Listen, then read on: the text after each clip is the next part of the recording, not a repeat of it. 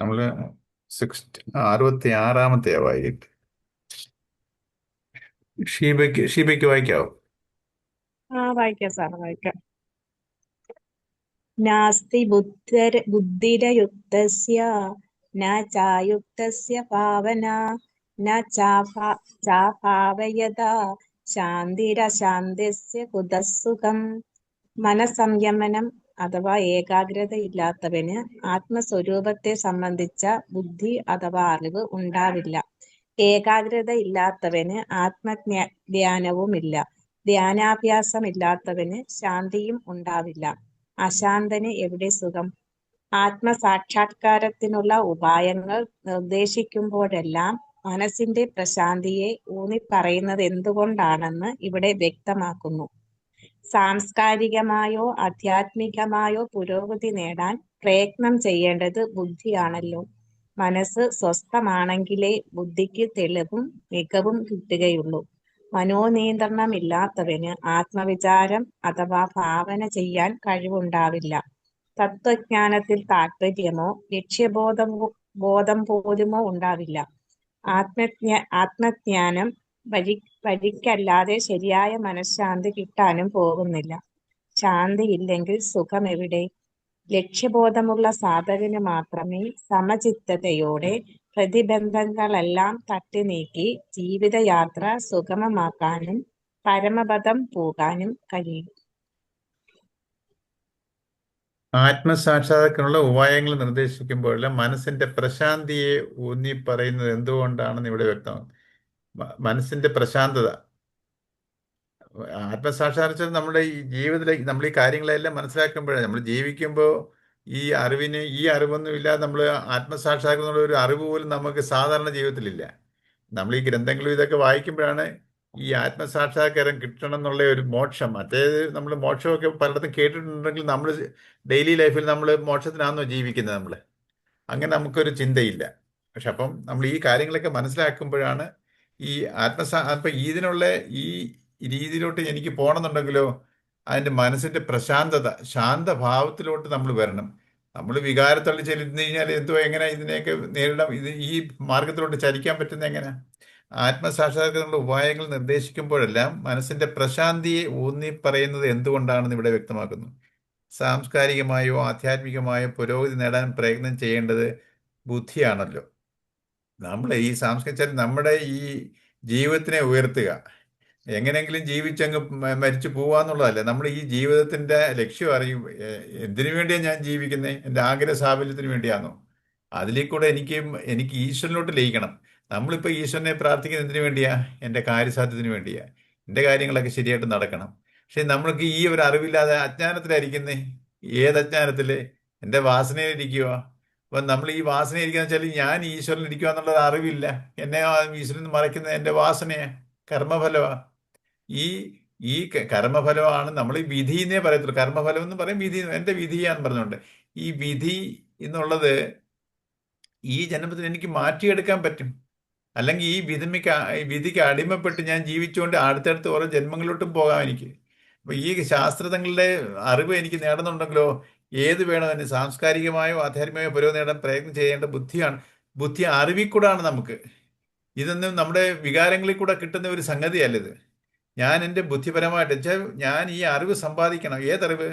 ഈ ആത്മീയമായിട്ടും അല്ലെങ്കിൽ എൻ്റെ ഞാൻ ആരാണെന്നും ഈശ്വര സങ്കല്പം എന്താണെന്നും ഒക്കെ ഞാൻ ശാസ്ത്രീയമായി ഇപ്പം നമുക്കൊരു എല്ലാവർക്കും വിശ്വാസം ഈശ്വരനുണ്ടെന്ന് എല്ലാവർക്കും അറിയാം. നമ്മളെല്ലാവരും വിശ്വസിക്കുന്ന ഈശ്വരൻ അങ്ങനെയുള്ളത്. പക്ഷേ ഈ ഈശ്വരൻ എന്താണെന്നുള്ളത് നമ്മൾ തെറ്റായി ധരിച്ചിരിക്കുക. നമ്മൾ ഓരോരുത്തരും ഈശ്വരന്മാരാ, നമ്മൾ അറിയുന്നില്ലത്. നമ്മൾ ഈശ്വരനാണ്, നമുക്ക് ഈശ്വരന്റെ അംശമാണോ? ഇപ്പം എല്ലാം ഈ ഈശ്വരന്റെ ഒരു അംശമാണ് ഞാൻ. ഞാൻ ഈശ്വരനാണ്. ഈ വാസന മാറിയാൽ ഞാൻ ഈശ്വരനാ. ആ വാസന എന്നിൽ ഈശ്വരന്റെ പ്രഭാവം കൊണ്ടാണ് എനിക്ക് ഈ അനുഭവങ്ങൾ. വാസന എന്ന് പറഞ്ഞത് എന്ത്? എൻ്റെ ഇഷ്ടവും അനിഷ്ടമാണ്, അനുകൂല പ്രതികൂല അനുഭവങ്ങളാണ്. എനിക്ക് ഞാൻ വിചാരിച്ച പോലുള്ള എനിക്ക് സുഖം തരുന്ന അനുഭവങ്ങൾ, എനിക്ക് ദുഃഖം തരുന്ന അനുഭവങ്ങൾ, ഇത് രണ്ടും എനിക്ക് അനുഭവിക്കാൻ പറ്റുന്നത് ഈശ്വരന്റെ ചൈതന്യം എന്നിൽ ഉണ്ടായോണ്ടാ. ഇല്ലെങ്കിൽ ഞാൻ ജഡവസ്തുവാണ്. അപ്പൊ ഇതിനെയൊക്കെ നമ്മൾ എന്തുകൊണ്ടാണ് നമ്മൾ ഇതൊക്കെ അറിയുന്നേ? എൻ്റെ വികാരത്തിൽ കൂടാന്നോ? ബുദ്ധി കൂടാ. ഈ പ്രയത്നം എനിക്ക് ബുദ്ധി ഉപയോഗിച്ചാ ചെയ്യണ്ടേ. എൻ്റെ വിഷമത്തിൽ കൂടോ ദേഷ്യത്തിൽ കൂടോ അസൂയയെ കൂടോ അല്ലെങ്കിൽ കാരുണ്യത്തിൽ കൂടെ ദയ കൂടെ ഒന്നും അറിയേണ്ട ഒരു കാര്യമല്ല ഈശ്വരന്റെ. ഈ സങ്കല്പം എന്താണ്? എന്തിനാ നമ്മൾ സങ്കല്പിക്കേണ്ടി വരുന്നേ? ഇതിന് രൂപവും ഭാവവും മണവും ഗുണവും ഒന്നും ഇല്ലാത്ത ഒരു ഐറ്റം നമുക്ക്. അപ്പൊ ചില സങ്കല്പങ്ങളിൽ കൂടെ നമ്മൾ ചില ഉപാധികളിൽ കൂടെ നമ്മൾ പോകേണ്ടത്. അതിനാണ് ഈ അമ്പലങ്ങളിൽ പോകുന്നത്. വിഗ്രഹത്തിൽ കൂടെ നമ്മൾ ഗ്രഹിക്കേണ്ട, ഗ്രഹിക്കേണ്ടതാണ് വിഗ്രഹം. ആ വിഗ്രഹം റെപ്രസെന്റ് ചെയ്യുന്നത് ഈ പരമാത്മ ചൈതന്യത്തിനെയാ, ഈശ്വരനെയാ. ഈ വിഗ്രഹം ഈശ്വരനല്ല. രൂപവും ഭാവവും നമുക്ക് മനസ്സിന് ഗ്രഹിക്കാൻ പറ്റുന്നത് എങ്ങനെയാ? രൂപവും ഭാവവും എല്ലാം വേണം. ഗുണങ്ങളില്ലെങ്കിൽ എനിക്ക് അതിനെ ഗ്രഹിക്കാൻ പറ്റത്തില്ല. അപ്പോ ഈ മധുരത്തിനെ എനിക്ക് ഒരാളെ പറഞ്ഞ് മനസ്സിലാക്കാൻ പറ്റൂ? മധുരത്തിനെ എൻ്റെ അനുഭവത്തിൽ കൂടെ മനസ്സിലാക്കാൻ പറ്റത്തുള്ളൂ. എന്ന് പറഞ്ഞാൽ ഈശ്വരനെ എൻ്റെ അനുഭവത്തിൽ കൂടെ. ഇപ്പൊ നമ്മൾ ഈശ്വരനെ അനുഭവത്തിൽ കൂടെ ഇപ്പൊ എങ്ങനെയാ മനസ്സിലാക്കുന്നത്? സാധാരണഗതിയിൽ ഈ ഗ്രന്ഥങ്ങളൊന്നും പഠിച്ചില്ലെങ്കിൽ ഞാൻ അമ്പലത്തിൽ പോയി പ്രാർത്ഥിക്കും, ഈ ദൈവം എന്തെങ്കിലുമൊക്കെ നമ്മൾ ആ പ്രാർത്ഥിക്കുന്നത് സാധിച്ചു കഴിഞ്ഞാൽ ദൈവം എനിക്ക് സാധിച്ചു തന്നു. അല്ലാത്തപ്പോഴോ ഈ പ്രാർത്ഥിക്കുന്നതെല്ലാം നമുക്ക് സാധിക്കുമോ ദൈവത്തിനെ കൊണ്ട്? അത് ഈശ്വരൻ കേട്ടില്ല, ചെവിക്കൊണ്ടില്ല. അപ്പം നമ്മൾ ഈശ്വരനെ എനിക്ക് ഈ അനുഭവങ്ങളെ തരുന്ന ഒരു വ്യക്തിയാണെന്നുള്ള ഒരു ശക്തിയാണ് എന്നുള്ള രീതിയിൽ നമ്മൾ ആ ഈശ്വരനെ കാണുക. ഈ ഈശ്വരൻ നമ്മളെ രക്ഷിക്കുന്നുമില്ല ശിക്ഷിക്കുന്നുമില്ല എന്നുള്ള സത്യം മനസ്സിലാക്കിയാൽ നമ്മൾ നമ്മുടെ കർമ്മങ്ങളെ ശ്രദ്ധിക്കാൻ തുടങ്ങും. പിന്നെ ആരാ രക്ഷിക്കുന്നത്? നമ്മളെ ആരോ രക്ഷിക്കുന്നുണ്ട്. പിന്നെ ആരാ രക്ഷിക്കുന്നേ? നമ്മുടെ ധർമ്മം, നമ്മൾ അനുഷ്ഠിക്കുന്ന ധർമ്മം. നമ്മൾ ധർമ്മത്തിലാണോ, ആ ധർമ്മമായിരിക്കും എന്നെ രക്ഷിക്കാൻ വരുന്നത്. നമ്മൾ തെറ്റായി ധരിക്കുന്നു. ഇതെല്ലാം നടക്കുന്നത് ഈ ഈശ്വരന്റെ പ്രസൻസിലാണ്. അത് ഞാൻ എന്ന ഭാവത്തിലല്ല. ഈ ഈശ്വരന്റെ പ്രവൃത്തി മണ്ഡലമാണ് ധർമ്മം. ഈശ്വരൻ നേരിട്ട് ഒരു ശക്തിയായിട്ടിരിക്കുന്നു. അതിനെ എനിക്ക് അനുഭവിക്കണം എന്നുണ്ടെങ്കിലോ ഞാൻ ധർമ്മത്തിൽ ചരിച്ചാൽ ആ ധർമ്മത്തിന്റെ രൂപത്തിലാണ് എന്നെ ഈശ്വരൻ വന്ന് രക്ഷിക്കുന്നത്. ഇപ്പോൾ നേരെ ഒരു സന്യാസി ഉണ്ടായിരുന്നു, ഭയങ്കര ശിവഭക്തനായിരുന്നു. ഹരഹര ശംഭു ശിവശംഭു എന്ന് പറഞ്ഞുകൊണ്ട് എപ്പോഴും ശിവനെ കുറിച്ച് ഇങ്ങനെ. ഒരു ആ ഗ്രാമത്തില് വെള്ളപ്പൊക്കം വന്നു. അപ്പൊ ഈ സന്യാസിയാണെങ്കിൽ ഭയങ്കര ശിവഭക്തനാ, ശിവനെ എപ്പോഴും ധ്യാനിച്ചുകൊണ്ട് വിളിച്ചുകൊണ്ടിരിക്കുകയാണ്. അന്നേരം ഈ വെള്ളപ്പൊക്കം വന്ന സമയത്ത് ആ ഗ്രാമത്തിലെ ആൾക്കാരെല്ലാം അതോറിറ്റി അധികാരികൾ പറയുന്നുണ്ട്, ഒഴിഞ്ഞു പോകണം, വെള്ളം കയറുകയാണ്, എല്ലാ വീടുകളും വെള്ളത്തിൽ മുങ്ങിപ്പോകും, നിങ്ങൾ എല്ലാവരും പോകണം. ഓരോ ഉപാധികൾ കൊടുത്ത് എല്ലാവരെയും മാറ്റിക്കൊണ്ടിരിക്കുകയാണ്. ഈ സന്യാസി മാത്രം ഞാൻ ശിവന്റെ ഭക്തനായി, ശിവൻ എന്നെ രക്ഷിക്കും എന്ന് പറഞ്ഞുകൊണ്ട് അത്രയ്ക്ക് വിശ്വാസത്തില്. കാരണം അത്രയ്ക്ക് അതുമായിട്ട് ആ ഒരു ഇത് ഉറച്ചില്ല. അപ്പം ഈ സന്യാസി മാത്രം പോകത്തില്ല. അപ്പം വെള്ളം കയറിക്കൊണ്ടിരിക്കുകയാണ്. അപ്പൊ സന്യാസിയുടെ വീട്ടിലും വെള്ളം കയറി. അന്നേരം വെള്ളം നിറഞ്ഞുകൊണ്ടിരിക്കുകയാണ്. അപ്പോഴിങ്ങനെ ഈ ഓരോ ബോട്ട് വരുന്നുണ്ട്, ആൾക്കാർ സന്യാസി കയറിക്കോളൂ, അല്ലെങ്കിൽ ഇവിടെ വെള്ളം നോക്കി നമ്മൾ മരിച്ചു പോകും. ഇല്ലില്ല, ഞാൻ ശിവഭക്തനാണ്, അത്രയ്ക്ക് ഭക്തി. അന്നേരം എന്നെ ശിവൻ രക്ഷിച്ചുകൊള്ളും. അപ്പം ഈ ബോട്ടിൽ അയാൾ കയറത്തില്ല. പിന്നെ ഈ വെള്ളപ്പൊക്കത്തിൽ ഇങ്ങനെ ഒരു തടി ഒഴുകി വരിക, തടികളൊക്കെ ഒഴുകി വരുന്നു. അതൊക്കെ അതിനകത്ത് കയറി പിടിച്ചെങ്കിലും പോകാം. ഇങ്ങനെ തലയേറ്റം വെള്ളം വരിക. അപ്പൊ വേറെ തടിയിൽ ഒരു കാക്കയുടെ ഒരു തടിയിൽ കാക്ക ഇരുന്ന് കരഞ്ഞുകൊണ്ട് ഇങ്ങനെ പോവുക. കാക്കയൊക്കെ വിളിക്കുന്ന പോലെ. ഇല്ല, ഞാൻ ശിവൻ എന്നെ രക്ഷിക്കും. അവസാനം ഇങ്ങനെ ഓരോന്നും പോയി അവസാനം ഈ വെള്ളം കയറി ഈ സന്യാസി മരിക്കുകയാണ്. സന്യാസി മരിച്ചു കഴിഞ്ഞ് സ്വർഗലോകത്ത് ചെല്ലുമ്പോഴേ ഈ ശിവനെ അവിടെ വെച്ച് കാണുമ്പോഴേ ശിവന്റെ എത്രയോ വലിയ ഭക്തനാണ്, എന്നെ എന്താ രക്ഷിക്കാഞ്ഞ്? നീ എന്നെ രക്ഷിച്ചില്ലല്ലോ. ഞാൻ എത്രയോ ഇത് കാലമായി നിന്നെ ഉപാസിച്ച് ഞാൻ നീ എന്നെ രക്ഷിച്ചില്ലല്ലോ ആപത്തില്ലെന്ന് ഒറ്റ അടി വെച്ചു കൊടുക്കും. ഞാൻ എത്ര രൂപത്തിൽ നിന്റെ മുന്നിൽ കൂടെ വന്നു, എത്ര ഉപാധികളിൽ കൂടാണ് ഈശ്വരൻ. അതായത് ഈശ്വരൻ വന്ന് എന്നെ ഒരു വ്യക്തിയുടെ കൂട്ട് എന്നെ രക്ഷിച്ചുകൊണ്ട് പോകുന്ന ഒരു അന്ധമായിട്ടുള്ള ഒരു വിശ്വാസത്തിൽ നമ്മൾ ഇരിക്കുന്നേ. ഏതെല്ലാം നമുക്ക് ഓരോ അവസരങ്ങൾ കിട്ടുന്നുണ്ട്, പക്ഷെ നമ്മൾ ആ അവസരങ്ങളെ നമ്മൾ തിരിച്ചറിയുന്നില്ല. അപ്പോ ഓരോ പല പല രൂപത്തിൽ കൂടെ നമുക്ക് രക്ഷ കിട്ടാനുള്ള ഉപാധികൾ വരുന്നുണ്ട്. പക്ഷെ നമ്മൾ വികാരത്തള്ളിച്ചയിലിരിക്കുക. ഞാൻ അതിനെ ഒന്നും അറിയുന്നില്ല. അല്ലെങ്കിലോ ഞാൻ എന്താ പറയുക, ഈ ബുദ്ധി കൂടെ വേണം എനിക്കിതെല്ലാം തിരിച്ചറിയാൻ. ഈ പ്രയത്നം ചെയ്യേണ്ടത് ബുദ്ധി കൂടെ, എൻ്റെ വികാരത്തിൽ കൂടെ അല്ല. അതുകൊണ്ടാണ് കണ്ടോ, സാംസ്കാരികമായോ ആധ്യാത്മികമായോ പുരോഗതി നേടാൻ പ്രയത്നം ചെയ്യേണ്ടത് ബുദ്ധിയാണല്ലോ. മനസ്സ് സ്വസ്ഥമാണെങ്കിലേ ബുദ്ധിക്ക് തെളിവും മികവും കിട്ടുകയുള്ളൂ. മനസ്സ് സ്വസ്ഥമാണ്. മനസ്സ് പറഞ്ഞാൽ എന്തുവാ? വികാര മനസ്സ്. മനസ്സ്, ബുദ്ധി, ചിത്തം, അഹങ്കാരം. ബുദ്ധി കൊണ്ട് എനിക്കാണ് ഈ പ്രയത്നം ചെയ്യേണ്ടത്. ഈ പ്രയത്നത്തിന് തടുക്കുന്ന ആരാ? ഞാൻ ഇങ്ങനെ വികാരങ്ങളിൽ ഇരിക്കുക, ദുഃഖത്തിന്റെ ചിന്തയില്, അല്ലെങ്കിൽ ഭയത്തിന്റെ ചിന്തയില്, അല്ലെങ്കിൽ കോപം, അല്ലെങ്കിൽ ഓരോ വികാരങ്ങളാണ് നമുക്ക് എപ്പോഴും. നമ്മൾ ഓരോ അനുഭവങ്ങൾ വരുമ്പോഴും എനിക്ക് ഓരോ വികാരങ്ങൾ ഉണ്ടാവുന്നുണ്ട്. ആദ്യം എനിക്ക് പ്രകടമാവുന്നത് വികാരങ്ങളാണ്. ഈ വികാരങ്ങൾ എനിക്ക് പ്രകടമാകണം. ഈ വികാരങ്ങളെല്ലാം എൻ്റെ അവസ്ഥകളെ പ്രകടിപ്പിക്കുക. അല്ലാതെ ആ വികാരങ്ങൾ വെച്ച് ഞാൻ കർമ്മം ചെയ്യാനല്ല. പക്ഷെ ഞാൻ ഈ വികാരങ്ങളെ, ഈ വികാരങ്ങളെ ഈ വികാരങ്ങൾ ബുദ്ധിയെ വലിച്ചഴിച്ചിട്ടോ അതുമായിട്ട് ചേർന്ന് കർമ്മത്തിലോട്ട് പോവുകയാണ്. കർമ്മം ചെയ്യേണ്ട എങ്ങനെ? ഈ ബുദ്ധി വിവേകമായിട്ട് താതാത്മ്യം പ്രാപിച്ച് വേണം. അതാണ് ഞാനൊരു മനുഷ്യൻ. മനുഷ്യൻ ഞാൻ വെറും ഒരു ശരീരമല്ല. ഈ ശരീരത്തെ നിലനിർത്തുന്ന ഒരു ഈശ്വര ചൈതന്യമുണ്ട്. എനിക്ക് ആ ഈശ്വരനിലാണ് ഞാൻ പ്രവർത്തിക്കേണ്ടത്. അതേസമയത്ത് ഞാനോ എൻ്റെ വികാരത്തിൽ പ്രവർത്തിക്കുന്നു. ഈശ്വരേച്ഛയിൽ വേണം, ഈശ്വരന്റെ അതാ വിവേകത്തിൽ വേണം. അതാണ് വാല്യൂ, അതാണ് ധർമ്മം. അല്ലാതെ ഞാൻ എൻ്റെ ചെയ്യേണ്ട പ്രവർത്തികളെല്ലാം ഞാൻ വേണ്ടാത്ത രീതിയിൽ എന്നുവെച്ചാൽ വികാരത്തിന്റെ രീതിയിൽ ചെയ്തു കൂട്ടിയിട്ട് എനിക്ക് എനിക്ക് ദുരിതം തരുന്നല്ലോ എന്ന് പറഞ്ഞ് നമ്മൾ വിലപിച്ചുകൊണ്ടിരുന്നിട്ട് എന്താ കാര്യം? അതുകൊണ്ട് എൻ്റെ മനസ്സിന് ഈ ബുദ്ധിയാണ്, ബുദ്ധി കൂടെ വേണം ഞാൻ ഉയരാൻ.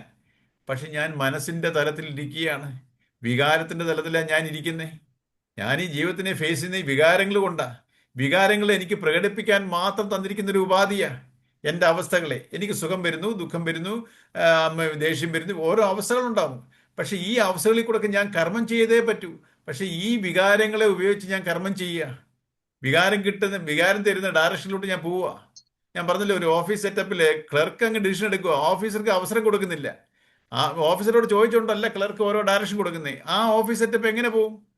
അത് അലങ്കോലപ്പെട്ട് പോത്തേ ഉള്ളൂ, നാശത്തിലോട്ട് പോത്തേ ഉള്ളൂ. അതുപോലെ നമ്മുടെ ജീവിതങ്ങൾ ദുരിതത്തിലോട്ട് പോവുക. എന്തുകൊണ്ടാ? എൻ്റെ മനസ്സാണ് ജീവിതത്തിനെ നയിച്ചുകൊണ്ട് പോകുന്നത്. ഞാൻ മനസ്സിന്റെ അടിമയാ, എൻ്റെ വികാരങ്ങളുടെ അടിമയാ. അപ്പം ഇത് വളരെ ഭയങ്കര ഒരു ഇമ്പോർട്ടൻ്റ് ആയിട്ടുള്ള ഒരു വിഷയമാണ്. നമ്മൾ ഈ ആത്മസാക്ഷാത്കാരം കിട്ടുന്നത് ചുമ്മാതങ്ങ് കിട്ടുമല്ല. ഞാൻ പ്രയത്നം ചെയ്യണം. എന്താണ് എൻ്റെ പ്രയത്നം? ഇപ്പം നമ്മളെല്ലാം ചെയ്യുന്നു പ്രയത്നം. നമ്മൾ ശരീരം കൊണ്ട് ചെയ്യുന്ന ഒരു ഒരു ഇതായിട്ടാണ് നമ്മൾ കരുതി പോരുന്നത്. പല പല ഇതൊക്കെ നമ്മൾ സാധന കർമ്മങ്ങളൊക്കെ ശരീരം കൊണ്ട് അനുഷ്ഠിക്കുന്നു. ശരീരം കൊണ്ട് അനുഷ്ഠിക്കുന്ന വെറും ചടങ്ങുകളാണ്. പക്ഷെ എൻ്റെ മനസ്സ് അതുമായിട്ട് സഹകരിച്ചില്ലെങ്കിൽ എൻ്റെ മനസ്സിന്റെ ഭാവം അതായിരിക്കണം. എൻ്റെ മനസ്സിന്റെ ഭാവം ഏതാ? ഞാൻ ദുഃഖത്തിലും വിഷമത്തിലും ഭയത്തിലും ഇരിക്കുന്നതാണോ എൻ്റെ ഭാവം? ഞാൻ ഈശ്വരനോട്ട് അടുക്കണമെങ്കിൽ ആ മനസ്സിനെ സ്വസ്ഥമാക്കണം. ഈ വികാരത്തൊള്ളിച്ചയിൽ ഇരിക്കരുത്. എനിക്ക് എപ്പോഴും ഓരോ പ്രശ്നങ്ങൾ വരുമ്പോൾ എൻ്റെ ഇഷ്ടവും അനിഷ്ടത്തിനും അനുസരിച്ച് എനിക്ക് വികാരം കൊള്ളും. ഞാൻ ഇതിനനുസരിച്ച് ഈ മനസ്സ് നമ്മളെ പിടിച്ചു വലിച്ചുകൊണ്ട് പോവുകയാണ്. എൻ്റെ ദുഃഖം എന്നെ പിടിച്ചു വലിച്ചു കൊണ്ടുപോകുന്നു. എൻ്റെ ദേഷ്യം എന്നെ പിടിച്ചു വലിച്ചു. അതിൻ്റെ പുറയിൽ നമ്മൾ പോവാണ്. ഇതിനെ നമ്മൾ തിരിച്ചറിയണം. നമ്മളെല്ലാവരും മറ്റുള്ളവരെന്തു ചെയ്യുന്നു എന്ന് നോക്കിക്കൊണ്ടിരിക്കുകയാണ്. നമ്മൾ എങ്ങനെയാ ജീവിതത്തിൽ ചെയ്തിരുന്നേ? നമ്മളെ ഒബ്സർവ് ചെയ്യും. നമ്മൾ മറ്റവരെന്താ അങ്ങനെ വന്നേ? എന്നെ കണ്ടപ്പോൾ തിരിഞ്ഞു പോയതെന്താ? എന്നോട് ചിരിച്ചില്ലല്ലോ, അല്ലെങ്കിൽ അവരെന്താ അങ്ങനെ ചെയ്തേ, അല്ലെങ്കിൽ ഈ ഓരോ സാഹചര്യം എന്താ ഇങ്ങനെ സാഹചര്യം വന്നു, ഇനി ഞാനെന്തോ ചെയ്തു? ഒന്നീ സാഹചര്യം അല്ലെങ്കിൽ വ്യക്തികൾ. നമ്മൾ ഈ വെളിയിലോട്ട് ഒബ്സർവ് ചെയ്തുകൊണ്ടിരിക്കുക. നമ്മളെ ഒബ്സർവ് ചെയ്യാൻ മറക്കുന്നു. എന്താ സംഭവിക്കുന്നത് നമ്മൾ ചിന്തിക്കുന്നുണ്ടോ? നമ്മളിപ്പം മറ്റുള്ളവരെ കുറിച്ച് ചിന്തിക്കണം. നമ്മുടെ അച്ഛനെ കുറിച്ചോ അമ്മയെക്കുറിച്ചോ ഭാര്യയെക്കുറിച്ചോ ഭർത്താവിനെ കുറിച്ചോ മക്കളെക്കുറിച്ചോ ഫ്രണ്ട്സിനെ കുറിച്ചോ ബന്ധുമിത്രാദികളെക്കുറിച്ചോ അവരെന്താണ് അങ്ങനെ ചെയ്യുന്നത്, എന്താണ് ഇങ്ങനെ പ്രവർത്തിക്കുന്നത്, നമ്മൾ എന്താണ് ചെയ്യുന്നത് ചിന്തിക്കുന്നതെന്ന് നമ്മൾ ചിന്തിക്കാറേയില്ല.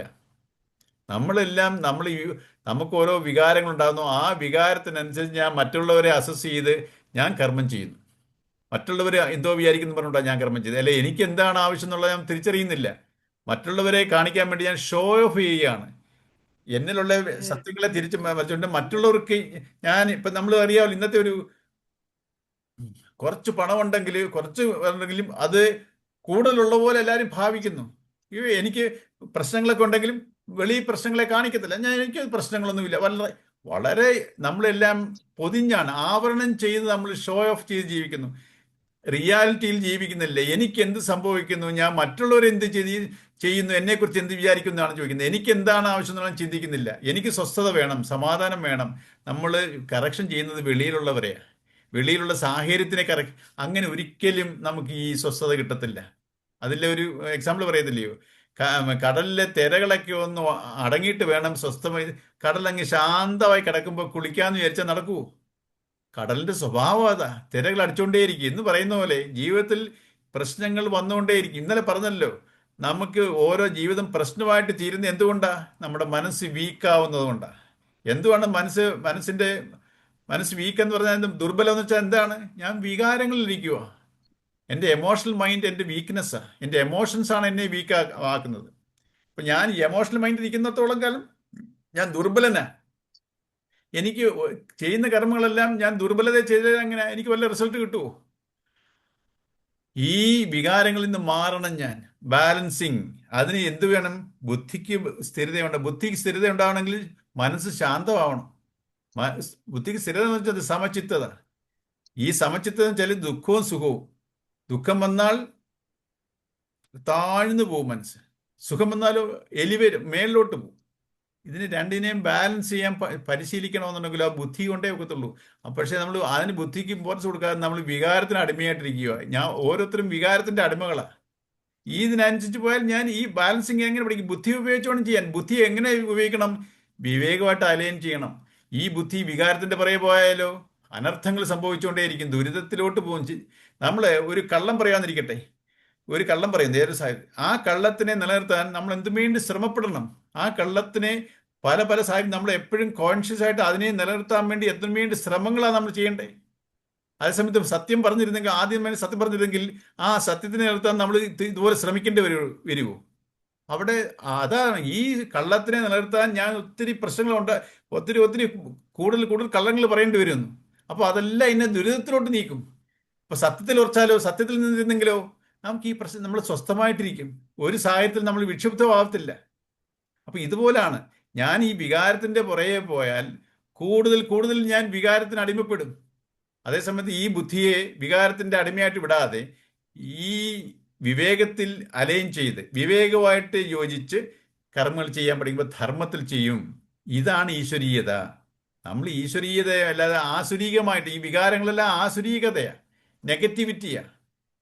ദൈവികത എന്ന് പറഞ്ഞാൽ അത് പോസിറ്റിവിറ്റിയാണ്. നമ്മൾ ഇതാണ് ബി പോസിറ്റീവ് എന്ന് പറയുന്നത്. നമ്മൾ ഈശ്വരനിൽ ഇരിക്കുകയാണ്, നമ്മൾ ഈശ്വര ചൈതന്യത്തിലാണ്. ആ ഒരു പോസിറ്റീവ് എഫക്റ്റിലാണ് ഞാൻ ഇരിക്കുന്നത്. അല്ലെങ്കിലും ഞാൻ ജഡമാവും. ഇതിനെ തിരിച്ചറിയണം. അപ്പൊ ഇതിനെ തിരിച്ചറിയുന്ന ഏത് സാധനം കൊണ്ടാ? ബുദ്ധി കൊണ്ട് വേണം. ആദ്യം ഇതിനെ ഞാൻ ബുദ്ധിയിൽ ഗ്രഹിക്കണം. ഗ്രഹിച്ചിട്ട് വേണം പ്രയത്നം ചെയ്യാൻ. ഈ പ്രയത്നം ചെയ്യേണ്ടത് ഞാൻ ബുദ്ധി കൊണ്ടാണ്, അല്ലാതെ വികാരം കൊണ്ടല്ല എനിക്ക് പ്രയത്നം ചെയ്യാൻ പറ്റുന്നത്. ശരീരം കൊണ്ടുമല്ല. നമ്മളിപ്പോൾ ശരീരം കൊണ്ട് ചെയ്യുന്നു, മനസ്സിനെ കയറൂരി വിടുകയും ചെയ്യും. നമ്മൾ ഓരോ കാര്യങ്ങൾ ചെയ്യും, മനസ്സ് അതിൻ്റെ പാട്ടിന് പൊയ്ക്കൊണ്ടിരിക്കും. നമുക്കറിയാമല്ലോ, ഏത് കർമ്മം ചെയ്താലും, ഏത് മന്ത്രം ചൊല്ലിക്കൊണ്ടിരുന്നാലും, എവിടെ ധ്യാനിച്ചുകൊണ്ടിരുന്നാലും മനസ്സ് അതിൻ്റെ പാട്ടിന് പൊയ്ക്കൊണ്ടിരിക്കും. നമുക്കറിയാം. ഇതാണ് നമ്മുടെ കാരണം. നമ്മളിതിനെ ഗ്രഹിച്ചിട്ടില്ല.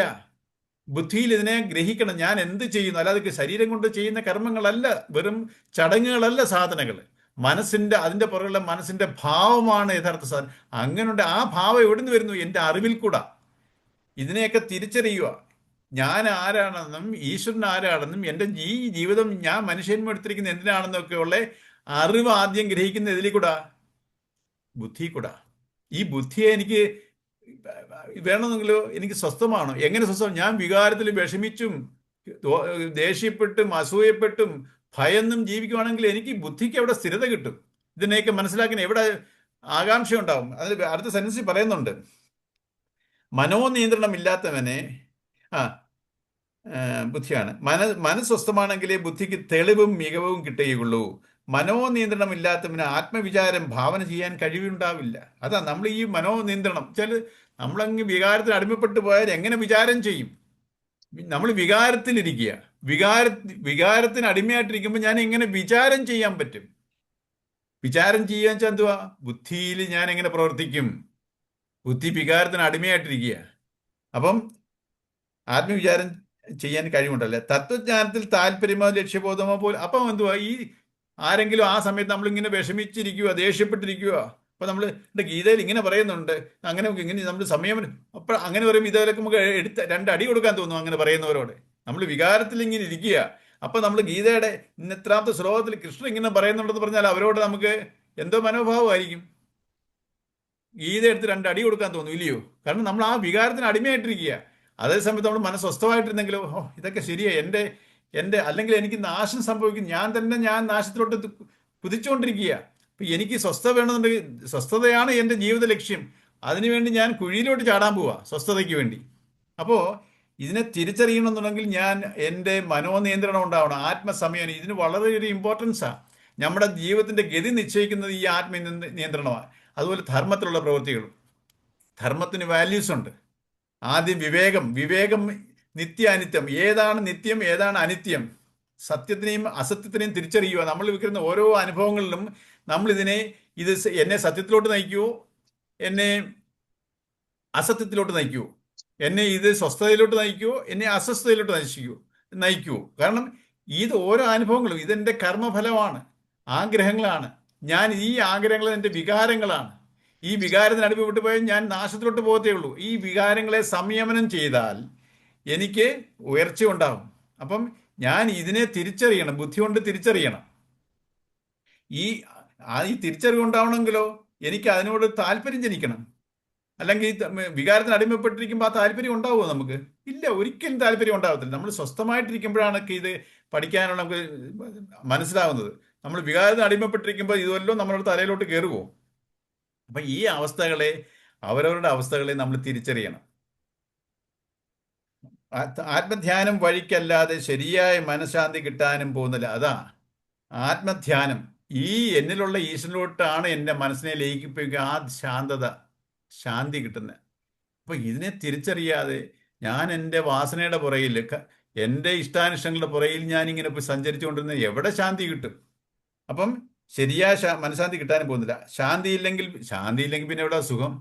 നമ്മളെല്ലാം നമുക്ക് ഈ ശാന്തി എന്നുള്ളത് വേറെ തരത്തിലാണ് ഉപയോഗിക്കുന്നത്. സുഖത്തിന് വേണ്ടിയാ. ആഗ്രഹം സഫലീകരിക്കുമ്പോൾ സുഖം ഉണ്ടാവും. ഈ സുഖം എങ്ങനെ പോകും? നമ്മൾ വികാരത്തിന് അടിമപ്പെട്ട് എന്തെങ്കിലും കാര്യം സാധിച്ചാൽ പോലും നൈമിഷം അത് ഉടനെ തീരും. അതിൻ്റെ അപ്പുറത്തെ ചിന്തകൾ അപ്പോൾ ഉണ്ടാവും. അപ്പോൾ ഈ ശാന്തത എവിടെ കിട്ടും എനിക്ക്? ഇപ്പം ശാന്തി ഇല്ലാത്ത ഒരു മനസ്സിലെവിടെ സുഖം ഉണ്ടാവുന്നേ? ലക്ഷ്യബോധമുള്ള സാധകന്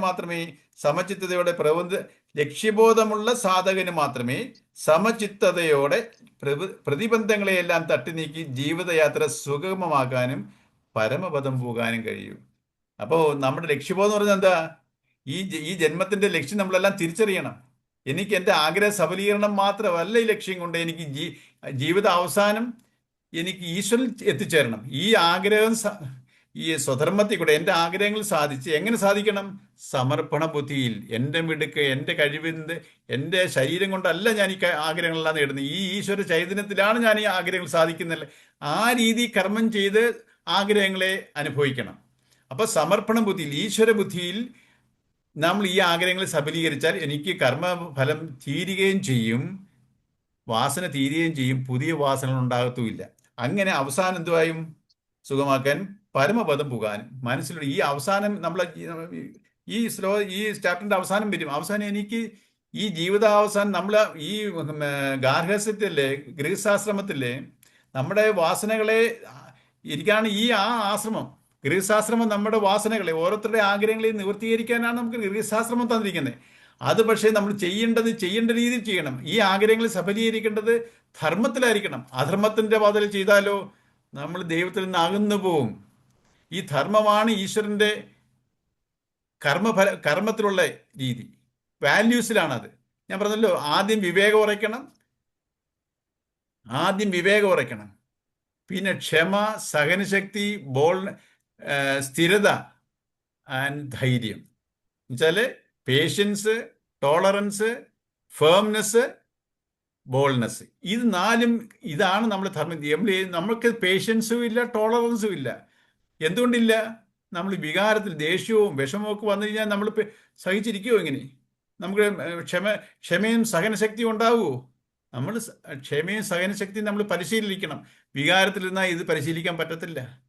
വിവേകത്തിലിരിക്കുമ്പോൾ നമ്മൾ പലരോടും ക്ഷമിക്കാൻ തയ്യാറാവണം. ക്ഷമിക്കാതെ നമ്മൾ ഉടനെ അവർ ചെയ്യുന്നതിൻ്റെ ഇരട്ടി അമൗണ്ട് ചെയ്തു കൂട്ടുക. വികാരത്തിനില്ല. എനിക്കൊരു വികാരം ഉണ്ടാവുന്നു, ആ വികാരത്തിനെയും സബ്സൈഡ് ചെയ്യാതെ ഞാൻ അതിനെ അഗ്രവേറ്റ് ചെയ്ത് ഞാൻ കർമ്മം ചെയ്യുക. അപ്പം എങ്ങനെ ഞാൻ സ്വസ്ഥതയിലോട്ട് വരും, ശാന്തതയിലോട്ട് വരും? അപ്പം ഇതാണ് ഇതിനകത്തിലെ മനസ്സംയമനം. ഏകാഗ്രത ഇല്ലാത്തവന് ആത്മസ്വരൂപത്തെ സംബന്ധിച്ച അറിവുണ്ടാവില്ല. ഏകാഗ്രത ഇല്ലാത്തവന് ആത്മധ്യാനവും ഇല്ല. ധ്യാനാഭ്യാസം ഇല്ലാത്തവന് ശാന്തിയും ഉണ്ടാവില്ല. അശാന്തന് എവിടെ സുഖം? നമ്മൾ ഓരോ സെന്റൻസ് നമ്മൾ ഇതിനെക്കുറിച്ച് നമ്മൾ ഈ പഠിച്ച് നമ്മൾ ഈ ഇതിനെയെല്ലാം കണക്ട് ചെയ്തുകൊണ്ട് ഞാൻ ഓരോ ലൈനും വളരെ പതുക്കെ ആലോചിച്ച് വായിക്കണം. അപ്പോഴാണ് നമുക്ക് നല്ല ക്ലാരിറ്റി വരും. ഓരോ ശ്ലോകവും നമ്മളിങ്ങനെ നിങ്ങളിങ്ങനെ മനസ്സിലാക്കുന്നതോടൊപ്പം സ്വയം പറയാനും പഠിക്കണം. അപ്പോൾ ഉറക്കി ഒന്നുകൂടെ. 67-ാമത്തെ ലേഖ ചേച്ചിക്ക് വായിക്കാവോ?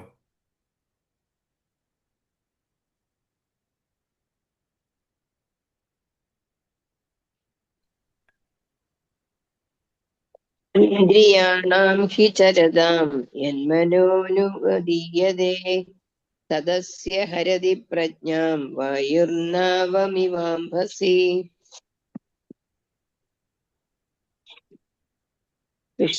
വിഷയങ്ങളിൽ വ്യാപിച്ചുകൊണ്ടിരിക്കുന്ന ഇന്ദ്രിയങ്ങളുടെ പിന്നാലെ പോകുന്ന മനസ്സ് വെള്ളത്തിൽ തോണിയെ കാറ്റെന്ന പോലെ ഇവന്റെ വിവേകത്തെ വലിച്ചു കൊണ്ടുപോയി കളയുന്നു. അമരക്കാരനില്ലാത്ത കടലിൽ നീങ്ങുന്ന വഞ്ചിയെ കൊടുങ്കാറ്റ് നിശ്ചിത മാർഗത്തിൽ നിന്ന് അടിച്ചു തെറിപ്പിച്ച് ലക്ഷ്യത്തിലെത്താൻ അനുവദിക്കാതെ മൂക്കിക്കളയും. ആത്മസംയമനമില്ലാത്ത സാധകന്റെ ഗതിയും ഇത് തന്നെ. വിഷയങ്ങൾക്കു പിന്നാലെ പായുന്ന ഇന്ദ്രിയങ്ങളുടെ കൂടെ മനസ്സും ഓടാൻ തുടങ്ങിയാൽ വിവേകവും ആത്മജ്ഞാനാഭിനിവേശവുമൊക്കെ ഇല്ലാതാവും. സാധകൻ യോഗമാർഗത്തിൽ നിന്ന് വ്യതിചലിച്ച ഭോഗമാർഗത്തിൽ ഉഴന്ന് നശിക്കും. ഇന്ദ്രിയ നിയന്ത്രണം വഴിക്ക് മാത്രമേ ജീവിത വിജയം കൈവരിക്കാനാവൂ എന്ന് താല്പര്യം. അത് ഈ പറഞ്ഞത് തന്നെയാണ്. ഈ നമ്മൾ ഇങ്ങനെ ആത്മസംയമനം പാലിക്കാത്ത ഒരാളുടെ മനസ്സെന്ന് വെച്ചാൽ അത് വികാരത്തിന് അടിമപ്പെട്ട് നമ്മളെ വലിച്ചുകൊണ്ട് പോകും. എങ്ങനെയാ? ഒരു ഉദാഹരണം പറഞ്ഞിരിക്കുക. ഈ തുഴയാനൊരു ആളില്ലാത്ത ഒരു തോണി കടലിൽ പെട്ടുപോയാൽ ആ തിരമാലകളിൽ പെട്ട് ഇതിങ്ങനെ കാറ്റിന്റെ ഗതി അനുസരിച്ച് എവിടേക്കോ പോകും. അതിന് വല്ല ലക്ഷ്യം ഉണ്ടാവുമോ എന്ന് പറയുന്ന പോലെ നമ്മുടെ ജീവിതം പൊയ്ക്കൊണ്ടിരിക്കുകയാണ് ഇപ്പോൾ. നമ്മൾ ഈ ശാസ്ത്ര സത്യങ്ങളെ ഒന്നും തിരിച്ചറിയാത്ത ഒരാൾ അവരവരുടെ വാസനകളുടെ വികാരങ്ങളിൽ പെട്ട് അതിനടിമപ്പെട്ട് ചെയ്ത് കൂട്ടി ഈ ജീവിതം എവിടേക്കോ പോവുകയാണ്. അത് പല പല ജന്മങ്ങളിലോട്ട് നമ്മൾ പിന്നെയും പോവുകയാണ്. ഈ മനുഷ്യന്മം തന്നെ കിട്ടണമെന്നില്ല. ഈ അറിവില്ലാതെ നമ്മൾ അധർമ്മത്തിന്റെ പാതയിൽ, ഈ കലിയുഗത്തിൽ അധർമ്മത്തിന്റെ പാതയിൽ ചെയ്തു കൂട്ടുന്ന കർമ്മങ്ങളെ തിരിച്ചും മനുഷ്യന്മത്തിൽ നിന്ന് താഴ്ന്ന ജന്മങ്ങളായിട്ട് ജനിക്കാൻ അത് ഇടയാക്കും. കാരണം നമ്മൾ നേരത്തെ ശാസ്ത്രം പഠിച്ചിട്ടുണ്ട്, ഈ പൂർവ്വജന്മത്തിൽ പുണ്യവും പാവവും സമമായിട്ട് വരുമ്പോഴാണ് മനുഷ്യന്മം കിട്ടുക. ഈ മനുഷ്യന്മം കിട്ടിയിട്ട് ഈ തിരിച്ചറിവില്ലാതെ വികാരത്തിന് അടിമപ്പെട്ട് ചെയ്തു കൂട്ടുന്ന അധർമ്മ പ്രവൃത്തികളിലൂടെ തിരിച്ചും ഞാൻ താഴ്ന്ന ജന്മങ്ങളിലോട്ട് പോകാനും സാധ്യതയുണ്ട്. ഈ ഒരു മനുഷ്യന്മം കിട്ടിയ നമുക്ക് മഹത്തായ അതിൻ്റെ ഒരു മഹാത്മ്യം നമ്മൾ അറിയുന്നില്ല. എങ്ങനെയോ മനുഷ്യന്മം കിട്ടിയതല്ല നമ്മുടെ ഇതൊക്കെ നമ്മുടെ ഈ ബുദ്ധി കൂടെയുള്ള ഈ അറിവിലാണ്. നമ്മൾ ഈ ശാസ്ത്രങ്ങളെ പഠിക്കണമെന്നുള്ളത് എനിക്ക് അറിവിലാണ്, വികാരങ്ങളിലല്ല നമ്മൾ ശാസ്ത്രങ്ങളെ പഠിക്കുന്നത്. ഈ ബുദ്ധി കൂടാണ് നമ്മൾ ഇതിനെ മനസ്സിലാക്കേണ്ടത്. ഈ ബുദ്ധി ഒരു പോൾ വാൾട്ട് പോലാണ്. എനിക്ക് ഈ ജീവിതത്തിനെ ഉയർത്താൻ എനിക്ക് പോൾ വാൾട്ട് എന്ന് പറഞ്ഞ ഒരു സ്പോർട്സ് ഹൈറ്റ് ഉണ്ടല്ലോ, നമ്മളെ ഒരു ഹൈറ്റിലുള്ള ആ ഉയരം കിടക്കാൻ ഒരു കമ്പ് കൊണ്ട് ഓടി വന്ന് കമ്പ് കുത്തി അതിനെ കിടക്കുകയാണ് എന്ന് പറയുന്ന പോലെ ഈ ബുദ്ധി ഉപയോഗിച്ചാണ് ഞാൻ ഈ അനുഭവത്തിലോട്ട് വരേണ്ടത്. ബുദ്ധി കൂടെ ഈ അറിവിനെ സമ്പാദിക്കാതെ എനിക്ക് ഇതിനോട്ട് കിട്ടത്തില്ല. എൻ്റെ കോമൺ സെൻസിൽ കൂടെ കിട്ടുന്ന ഒരു സംഗതിയല്ല ഇത്. എനിക്ക് നാച്ചുറലായിട്ട് വന്നു ചേരുന്നില്ല. ഞാൻ ഇതിന് പ്രയത്നം ചെയ്തേ പറ്റൂ. എൻ്റെ ഈ ലക്ഷ്യസ്ഥാനം, എനിക്ക് പോകേണ്ട ലക്ഷ്യസ്ഥാനത്തിനെ കുറിച്ച് ഇപ്പോൾ ആർക്കെങ്കിലും അറിവുണ്ടോ? ഇങ്ങനെ അങ്ങ് ജീവിച്ചു പോകണം, മരിക്കണം. അല്ലാതെ മോക്ഷം എന്നൊക്കെ നമ്മൾ ഓരോരുത്തരും പണ്ട് കാലത്ത് ഇങ്ങനെ പറഞ്ഞ് മോക്ഷം എന്നുള്ളൊരു വാക്ക് കേട്ടിട്ടുണ്ടെങ്കിലും നമ്മളിപ്പോൾ യൂഷ്വലായിട്ട് എങ്ങനെയാ ഓരോരുത്തരും മരിച്ചു പോരുന്നിട്ട് അവർക്കൊക്കെ മോക്ഷം കിട്ടിക്കാണും. ജീവിച്ചിരിക്കുമ്പോൾ കിട്ടേണ്ട ഒരു അവസ്ഥയാണ് മോക്ഷം. ഈ മരിക്കുന്നത് വരെ നമുക്ക് മോക്ഷം കിട്ടിയില്ലെങ്കിൽ നമ്മൾ അടുത്ത ജന്മത്തിൽ പോട്ട് പോകും, വേറെ ശരീരം എടുക്കും, പിന്നെ അവിടെ വേണം മോക്ഷം കിട്ടാൻ. അല്ലാതെ മരിച്ചതിന് ശേഷം കിട്ടുന്ന ഒരു അവസ്ഥയല്ല മോക്ഷാവസ്ഥ. ഈ ശരീരം ഇരിക്കുമ്പോൾ തന്നെ എനിക്ക് മോക്ഷം കിട്ടിക്കഴിഞ്ഞാൽ പിന്നെ ഈ ശരീരത്തിൻ്റെ പ്രാരബ്ധം നിലനിർത്തുന്നിടത്തോളം കാലം ശരീരം നിലനിൽക്കും. അതിനുശേഷം ആ ശരീരം നശിക്കും. പിന്നെ എനിക്ക് ജന്മങ്ങളിലോട്ട് പോയില്ല. പിന്നെ ഞാൻ ഈശ്വരനിൽ തന്നെ വസിക്കും. അതൊക്കെ ഇതിനകത്ത് പറയുന്നുണ്ട്. കാരണം നമ്മൾ ഈ മോക്ഷാവസ്ഥ എന്ന് പറഞ്ഞാൽ ഞാൻ ഈശ്വര പരമാത്മ എൻ്റെ വാസനകളെ നിർമ്മാർജ്ജനം ചെയ്ത് ഞാൻ പരമാത്മ ചൈതന്യത്തിൽ ലയിക്കുന്ന അത് ലയനമല്ല, നമ്മൾ ലയനിക്കുന്നെന്ന് പറയുന്നതേ ഉള്ളൂ. നമ്മളൊരു കുളത്തിനകത്ത് ഒരു കുടം മുങ്ങിക്കിടക്കാന്നിരിക്കട്ടെ. ഒരു കുളത്തിൽ ഒരു കുടം മുങ്ങിക്കിടക്കുക എന്ന് പറയുന്ന പോലെയാണ് ഇപ്പം നമ്മുടെ ആ കുടത്തിനകത്തും വെള്ളമുണ്ട്, ആ കുടത്തിന്റെ പുറത്തും വെള്ളമുണ്ട്. രണ്ടും എല്ലാം ഒന്ന് തന്നെയാണ്. കുടം അതിനകത്ത് ഒരു ആവരണം പോലെ ഇങ്ങനെ ഇരിക്കുന്നത്. ആ കുടം പൊട്ടുന്ന പോലെയുള്ള നമ്മുടെ ശരീരം പൊട്ടുന്നത്. ഒന്നിലോട്ട് ലയിക്കാനില്ല. നേരത്തെ തന്നെ ഒരു കുടത്തിനകത്ത് നമുക്ക് തോന്നുന്നു കുടത്തിനകത്ത് ഈ കുളത്തിലെ വെള്ളം തന്നെയാണ് കുടത്തിനകത്തും. കുടത്തിന്റെ ആ മണ്ണിന്റെ ഒരു ആവരണം ഉണ്ടെന്നല്ലാതെ അത് വ്യത്യാസമില്ല. ആ കുട ഉടഞ്ഞു പോകുന്ന പോലാണ് നമ്മുടെ ശരീരം ഉടയുന്നത്. എന്നിൽ അതിൻ്റെ വാസന തീർന്നാൽ കുട ഉടയുന്നു. വാസനയാണ് ഉടയുന്നത്. വാസനയുടെ ഒരു പാർട്ടാണ് എൻ്റെ ശരീരമായത്. സഞ്ചിത വാസനയുടെ ഒരു പാർട്ടാണ് ഈ ശരീരമായെന്ന് വെച്ച് ഞാൻ ആദ്യം പറഞ്ഞിട്ടുണ്ട്. ബാക്കി പ്രാരബ്ധ അനുഭവങ്ങളും ആവുന്നു. ഈ ശരീരം നശിച്ചാലോ, ഈ വാസനകൾ നശിച്ചാലോ, പിന്നെ ഞാൻ പരമാത്മ ചൈതന്യമാണ്. ഇതിനെ ഇതാണ് ലക്ഷ്യം. ഈ ശരീരത്തിലിരുന്ന് കാട്ടിക്കൂട്ടുന്നതല്ല ഞാൻ പണവും സമ്പാദവും ഞാൻ എൻ്റെ ഭൗതികമായി ഞാൻ സമ്പാദിച്ചു കൂട്ടുന്നതൊക്കെ എൻ്റെ ഈ കുടത്തിൻ്റെ കൂടെ ഉടഞ്ഞു പോകത്തതേ ഉള്ളൂ. ആർക്കും എങ്ങോട്ടും എടുത്തുകൊണ്ട് പോകാൻ പറ്റത്തില്ല. പക്ഷെ ഞാൻ പോകും ഇവിടുന്ന്. ഞാൻ എന്തോ എടുത്തുകൊണ്ടാണ് പോകുന്നേ? ഞാൻ എൻ്റെ വാസനകളെ എടുത്തിട്ട് പോയി കഴിഞ്ഞാൽ ഈശ്വരനോട്ട് പോകാൻ പറ്റത്തില്ല. വാസനകളെ വിട്ടിട്ട് പോകണം. ഈ ജന്മത്തിൽ ഞാൻ തിരിച്ചു ഈ വാസനകളുമായിട്ട് പോകുന്നെങ്കിലോ അടുത്ത ജന്മങ്ങളിലോട്ട് പോകും. ഞാൻ ഈ വാസനകളെയും കൂടെ വിട്ടിട്ട് പോകണം. ഞാനിപ്പോൾ ഭൗതികമായി എല്ലാം വിട്ടിട്ട് പോകുന്നു. പക്ഷെ ഞാൻ എൻ്റെ കാരണ ശരീരത്തിന് എടുത്തുകൊണ്ടാണ് ജീവാത്മാവ് പോകുന്നത്. കാരണ ശരീരം എന്ന് പറഞ്ഞാൽ എന്താ? എൻ്റെ വാസന, കർമ്മഫലം. ഈ കർമ്മഫലത്തിനെ കുറച്ച് നള്ളിഫൈ ചെയ്ത് ഞാൻ ഇതിനെ വാസനകളെ എടുത്തുകൊണ്ട് പോകാതെ എനിക്ക് പോകാം. എങ്ങോട്ട് പോകും? പിന്നെ ഞാൻ പരമാത്മ ചൈതന്യമാണ്. ഈ ലക്ഷ്യം അറിയുന്ന ഒരാൾക്ക് ഇത് എങ്ങനെ അറിയും? ബുദ്ധി കൂടെ അറിയും. ഈ അറിവില്ലാത്ത ഒരാളോ ഈ വികാരത്തിന് അടിമപ്പെട്ടില്ലേ, കാറ്റടിച്ചാൽ പോകുന്ന പോലെ, ഈ ഒരു വഞ്ചി പോകുന്ന പോലെ നമ്മളിങ്ങനെ എവിടൊക്കെയോ പോയി അടിയും. ഒന്നീ തിരിച്ച് മനുഷ്യജന്മം കിട്ടും, ഇല്ലെങ്കിലും മൃഗജന്മമോ സസ്യജന്മമോ ആ കർമ്മഫലം അനുസരിച്ച്, നെറ്റ് റിസൾട്ടന്റ് കാർമിക് എഫക്റ്റ് അനുസരിച്ച് നമ്മൾ ജന്മങ്ങൾ ഓരോ പല ജന്മങ്ങളിലൂടെ അത് ഈ ഗുണത്തിന് അധിഷ്ഠിതമാണ്. ഞാൻ പറഞ്ഞല്ലോ, ഈ കാരണ ശരീരം എന്ന് പറഞ്ഞാൽ ത്രിഗുണത്തിൽ അധിഷ്ഠിതമായ കർമ്മഫലമാണ് നമ്മളിൽ. സാത്വികം, രാജസം, താമസം. ഈ ഗുണത്തിന് എല്ലാ മനുഷ്യജന്മങ്ങളും ഈ ഗുണത്തിന് അധീനപ്പെട്ട കർമ്മഫലമാണ്. അപ്പം സാത്വികമാണെങ്കിൽ നമുക്ക് ഉയർന്ന ജന്മത്തിലോട്ട് പോകും, സാത്വികമായിട്ടുള്ള രീതിയിൽ പോവുകയാണെങ്കിൽ. എന്നാലും ജന്മങ്ങളിലോട്ട് പോകും. പക്ഷെ ആ ഗുണവും വിട്ടാലേ എനിക്ക് ഈശ്വരനിൽ ലയിക്കാൻ പറ്റത്തുള്ളൂ. അപ്പം രാജസവും താമസവും ഒക്കെ ആണെങ്കിൽ സസ്യജന്മങ്ങളിലോട്ട് നമ്മൾ പോകും. അപ്പൊ ഈ നമ്മൾ എന്തുകൊണ്ടാണ് അങ്ങനെ പോകാൻ കാരണം? നമുക്ക് ഇതിനെക്കുറിച്ചുള്ള സത്യങ്ങൾ അറിയത്തില്ല. ലക്ഷ്യം നമ്മൾ തിരിച്ചറിയുന്നില്ല. നമുക്ക് എങ്ങോട്ടാ പോകേണ്ടതെന്നുള്ള ലക്ഷ്യം അറിയുന്നില്ല. വികാരങ്ങൾ എന്നെ വലിച്ചുകൊണ്ട് പൊക്കിളയുക. കടലിൽ കിടക്കുന്ന ഒരു തോണി പോലെ, തുഴയാൻ ആളില്ലാത്തൊരു തോണി കാറ്റിന്റെ ഗതിക്കനുസരിച്ച് എവിടൊക്കെയോ പോയി ചേരും. ആ കാറ്റിന്റെ ഗതി എങ്ങോട്ടാ അങ്ങോട്ട്, വികാരങ്ങൾ എങ്ങോട്ടാ അങ്ങോട്ട് പോകുന്നു. അപ്പം നമുക്കൊരു ലക്ഷ്യസ്ഥാനത്ത് എത്തിച്ചേരാൻ പറ്റത്തില്ല. അതാണ് ഈ ശ്ലോകത്തിൽ പറയുന്നത്. ഈ ശ്ലോകങ്ങളെല്ലാം കണക്റ്റഡ് ആണത്. ഇതെല്ലാം ഒരേ ഒരു കാര്യം. ആത്മസംയമനം, ഇന്ദ്രിയ സംയമനം, മനസ്സംയമനം, ഇതാണ് രണ്ടോട് ചേർന്നതാണ് ആത്മസംയമനം. ഈ ആത്മസംയമം പരിശീലിക്കാതെ എനിക്ക് ഈശ്വരൻ ലയിക്കാൻ പറ്റത്തില്ല. ഈ ഒരു സത്യങ്ങൾ നമ്മൾ തിരിച്ചറിയണം. എന്തെങ്കിലും പറയാനുണ്ടോ ആർക്കെങ്കിലും?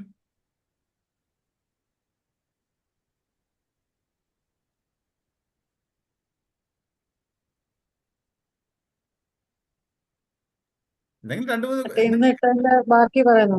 എങ്ങനെ? ഇന്നിട്ട മെസ്സേജിന്റെ, മറ്റേ കൊച്ചുമാൻ ഇന്ന് രാവിലെ ഇട്ട മെസ്സേജിന്റെ ഡീറ്റെയിൽ ആയിട്ടുള്ള പറഞ്ഞാണ്. ഇന്ന് ഞാൻ മെസ്സേജ് ഇട്ടു. ഇന്ന് രാവിലെ ഇട്ട മെസ്സേജ് ഇല്ലേ പ്രശ്നം പറഞ്ഞില്ലേ നമ്പർ? ഇന്നലെ ഇട്ടത്. അതിന്റെ ഒന്ന് പറയാൻ. ഞാൻ ഇന്നലെ പറഞ്ഞല്ലോ, നമ്മള് ഇന്നലെ കുറച്ച് ഡിസ്കസ് ചെയ്തതാണ്. എന്നാലും അടുത്ത് ഇത് ഉണ്ട്. ഇന്നലെ നമ്മൾ when mind is week situation is A problem, when mind is balanced situation is A challenge, when mind is strong situation becomes an opportunity.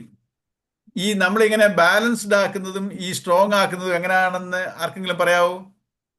ഇപ്പൊ ഞാൻ മഞ്ജുവായിട്ട് കുറെ ഡിസ്കസ് ചെയ്തു. നിനക്ക് അതിനെക്കുറിച്ചൊന്ന് ചുരുക്കി പറയാവോ? ഈ ബാലൻസ്ഡ് ആവുന്ന എങ്ങനെയാണ്? ഈ സ്ട്രോങ് ആവുന്നേ, സ്ട്രോങ് ആവുമ്പോഴാണ് ഈ അഡ്വേഴ്സിറ്റി ഓപ്പർച്യൂണിറ്റി ആവും. നമ്മുടെ സിറ്റുവേഷൻസ് ഓപ്പർച്യൂണിറ്റി ആയിട്ട് മാറും. ഏത് അഡ്വേഴ്സിറ്റിയും നമുക്കൊരു ഓപ്പർച്യൂണിറ്റി ആയിട്ട് മാറും. അത് ബാലൻസ്ഡ് ആണെങ്കിലോ ഒരു ചലഞ്ച്. നമ്മൾ വീക്കാണെങ്കിൽ മനസ്സിലായി, വികാരത്തിലിരിക്കുമ്പോഴാണ് നമ്മൾ ദൗർബല്യം. വികാരത്തിന് അടിമപ്പെട്ട ഒരാൾ ദൗർബല്യമായിട്ടേ ഇരിക്കാൻ പറ്റത്തുള്ളൂ. സ്ട്രോങ് മൈൻഡ് വീക്ക് ആയിരിക്കും. മറ്റേ രണ്ട് സിറ്റുവേഷൻസ് എങ്ങനെയാ ഇത് ബാലൻസ്ഡ്? ഞാൻ നേരത്തെ നമ്മളൊരു ശ്ലോകം പറഞ്ഞപ്പോൾ ഇത് ഡിസ്കസ് ചെയ്തായിരുന്നു. ഞാൻ എങ്ങനെയാ ബാലൻസ്ഡ് മൈൻഡ്, സുഖവും ദുഃഖവും.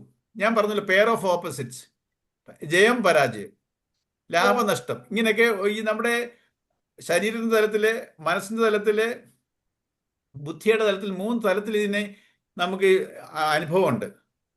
നേരെ വിപരീതമായിട്ടുള്ള പെയർ ഓഫ് ഓപ്പോസിറ്റ് ഒരു പെയറാണത്. സുഖം ഉണ്ടെങ്കിൽ ദുഃഖമുണ്ട്, ജയം ഉണ്ടെങ്കിൽ പരാജയമുണ്ട്, ലാഭം ഉണ്ടെങ്കിൽ നഷ്ടമുണ്ട്. ഇങ്ങനെ പല പല ഇതുണ്ട്, ദ്വന്ദ്ങ്ങളുണ്ട്. നമ്മൾ ഇതിനെ എങ്ങനെയാണ് നമ്മൾ ബാലൻസ് ചെയ്യുന്നത്? എനിക്ക് സുഖം വരുന്നു, എനിക്കൊരു വിജയം ഉണ്ടാകുമ്പോൾ സുഖം വരുന്നു, എനിക്കൊരു എന്തെങ്കിലും ഒരു പരാജയം എനിക്ക് ദുഃഖം വരുന്നു. ഇതിനെ എങ്ങനെ ഞാൻ ബാലൻസ് ചെയ്യും? രണ്ടും കൂടെ ഒരുമിച്ച് വരത്തില്ലല്ലോ ഒരു സമയത്ത്.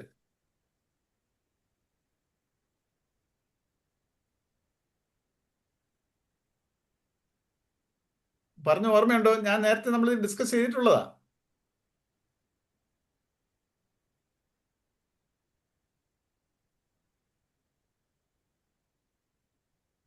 സുഖവും ദുഃഖവും എങ്ങനെയാണ് ഇതിനെ ബാലൻസ് ചെയ്യുന്നത്?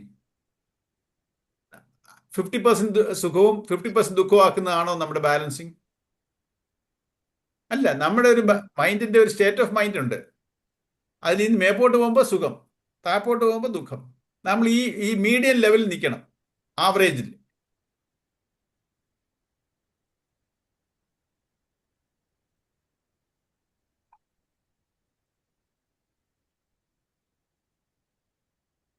സുഖത്തിനെ എങ്ങനെ ദുഃഖമാക്കാൻ പറ്റും?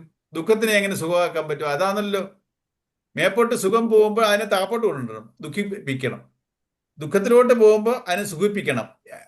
അപ്പൊ അതാണ് ഓപ്പോസിറ്റ്. അങ്ങനെയാണല്ലോ ഈ മീഡിയത്തിൽ വരേണ്ടത്.